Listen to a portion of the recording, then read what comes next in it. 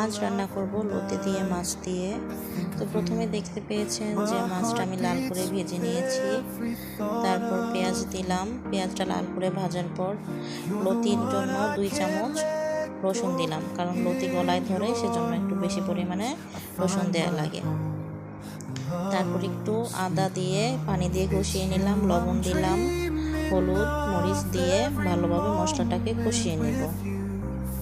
1 চামচ করে আমি সব মশলাগুলো অ্যাড করলাম। তারপর লতি দিয়ে দিলাম।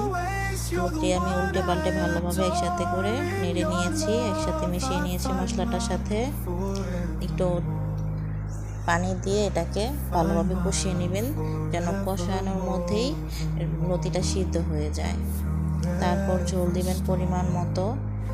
তো আমি ঝোল দিয়ে দিয়েছি এখানে।